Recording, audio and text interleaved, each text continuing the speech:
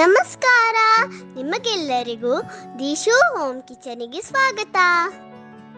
ನಾವು ಎಷ್ಟೇ ಅಳತೆ ಮಾಡಿ ಚಪಾತಿ ಮಾಡಿದರೂ ಕೂಡ ಚಪಾತಿ ಉಳಿದೇ ಉಳಿಯುತ್ತೆ.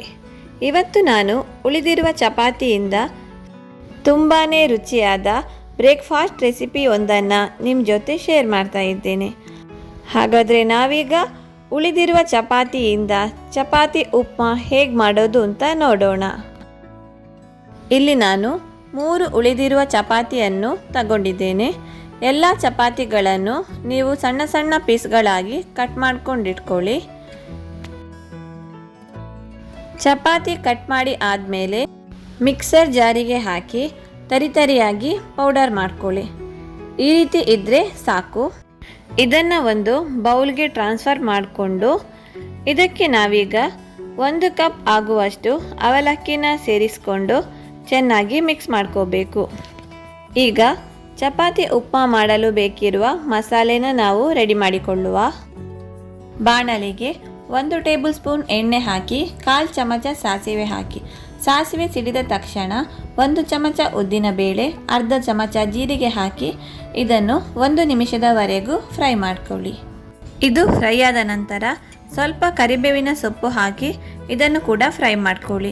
ಈಗ ಸಣ್ಣಗೆ ಕಟ್ ಮಾಡಿರುವ 1 ಈರುಳ್ಳಿಯನ್ನು ಹಾಕಿ ಈರುಳ್ಳಿ ಕಲರ್ ಚೇಂಜ್ ಆಗೋವರೆಗೂ 2 ನಿಮಿಷದವರೆಗೂ ಇದನ್ನು ಫ್ರೈ ಮಾಡ್ಕೊಳ್ಳಿ. ಈರುಳ್ಳಿ ಕಲರ್ ಸ್ವಲ್ಪ ಚೇಂಜ್ ಆದ ನಂತರ 1 ಟೇಬಲ್ ಸ್ಪೂನ್ ಆಗುವಷ್ಟು ನೆಲಕಡಲೆಯನ್ನು ಇದಕ್ಕೆ ಹಾಕಿ ಇದನ್ನು ಕೂಡ ಸ್ವಲ್ಪ ಹೊತ್ತು ಫ್ರೈ ಮಾಡ್ಕೊಳ್ಳಿ. ಈಗ 3 ಕಾಯಿಮೆಣಸನ್ನು ಹಾಕಿ ಇದನ್ನು ಕೂಡ ಫ್ರೈ ಮಾಡ್ಕೊಳ್ಳಿ. ಇವಿಷ್ಟು ಫ್ರೈ ಆದ ನಂತರ ಸಣ್ಣಗೆ ಕಟ್ ಮಾಡಿರುವ 1 ಟೊಮೆಟೊವನ್ನು ಹಾಕಿ ರುಚಿಗೆ ತಕ್ಕಷ್ಟು ಉಪ್ಪು, 1/4 ಚಮಚ ಅರಶಿನ, ಅರ್ಧ ಚಮಚ ಮೆಣಸಿನ ಹುಡಿ, 1 ಚಮಚ ಸಕ್ಕರೆ ಇಷ್ಟು ಹಾಕಿ ಇದನ್ನು ಚೆನ್ನಾಗಿ ಮಿಕ್ಸ್ ಮಾಡಿಕೊಳ್ಳಿ. ಟೊಮೆಟೊ ಸಾಫ್ಟ್ ಆಗೋವರೆಗೂ ಮತ್ತು ಮಸಾಲೆಯ ಹಸಿ ಸ್ಮೆಲ್ ಹೋಗೋವರೆಗೂ ನಾವಿದನ್ನು ಫ್ರೈ ಮಾಡ್ಕೋಬೇಕು. ಚೆನ್ನಾಗಿ ಮಿಕ್ಸ್ ಮಾಡಿ ಆದ ನಂತರ ಮುಚ್ಚಳ ಮುಚ್ಚಿ 2 ನಿಮಿಷ ಇದನ್ನು ಬೇಯಿಸ್ಕೊಳ್ಳಿ. ಈಗ ಮೊದಲೇ ನಾವು ರೆಡಿ ಮಾಡಿಟ್ಟಂತಹ ಚಪಾತಿ ಮಿಕ್ಸರನ್ನು ಇದಕ್ಕೆ ಸೇರಿಸಿ ಇದನ್ನು ಚೆನ್ನಾಗಿ ಮಿಕ್ಸ್ ಮಾಡಿ ಚಪಾತಿ ಮತ್ತು ಅವಲಕ್ಕಿ ಜೊತೆ ಮಸಾಲೆ ಒಳ್ಳೆ ರೀತಿಯಲ್ಲಿ ಬೆರೆಯುವ ಥರ ಇದನ್ನು ನಾವು ಮಿಕ್ಸ್ ಮಾಡಿಕೊಳ್ಳಬೇಕು. ಲೋ ಫ್ಲೇಮಿನಲ್ಲಿ ಇದನ್ನು 2 ನಿಮಿಷದವರೆಗೂ ಬೇಯಿಸ್ಕೊಳ್ಳಿ.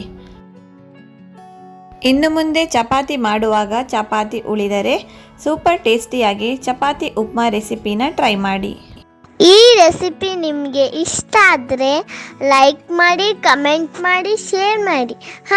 ಹಾಗೆ ನಮ್ಮ ಚಾನಲಿಗೆ ಸಬ್ಸ್ಕ್ರೈಬ್ ಮಾಡಿ. Thank you for watching.